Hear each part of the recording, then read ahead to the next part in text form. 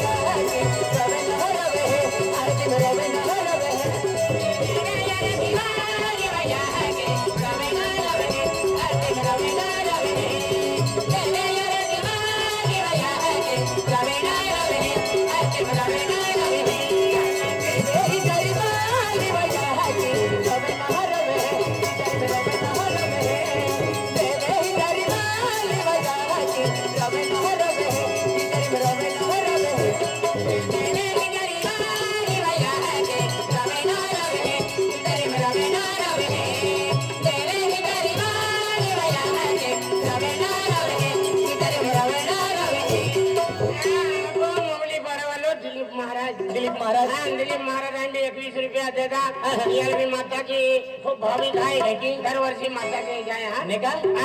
श्रावणी वाले ओटे माई भारी होतरी की है संतोषराव महाराज आलो ही आणि संतोषराव महाराज पोगले गेल्या त्रिंबी नाव काढलं बरोबर श्रावणी गाव खूप चांगला आहे आणि चांगलं लोक सुधरून गेलं की आखला म्हणजे श्रावणी गाव एक नंबर आहे हे की शिसराव बाबाई संतोषराव बाबाई नाव काढले गेले आणि या खातरी रडाली फसन आहे बरोबर हा काय भैया आपलं सर आणि माझं संदीप सरपंच आहे ना आणि आपली जास्त बोलला तिचा का इरे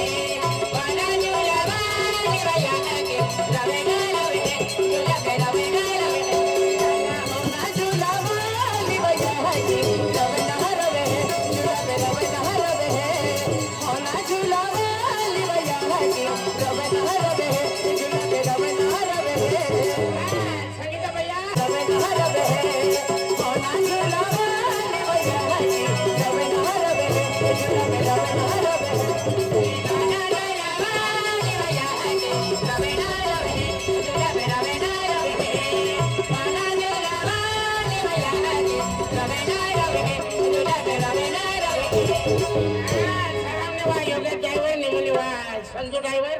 51 रुपये माताजीला देण्यात माताजीला भाविक आहेत इरुडली दबंग याने साथे पोळा बाली वैयाची जवे नहरवे दाबून जवे नहरवे साथे पोळा बाली वैयाची जवे नहरवे दाबून जवे नहरवे साथे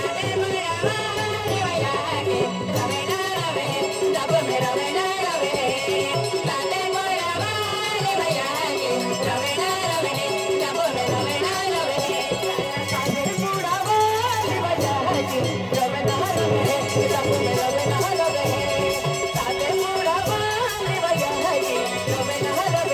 दाबून जवे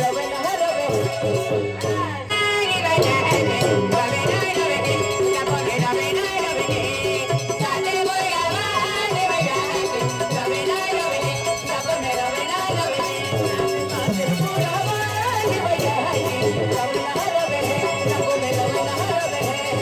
साथे पोळा बाली वैयाची जवे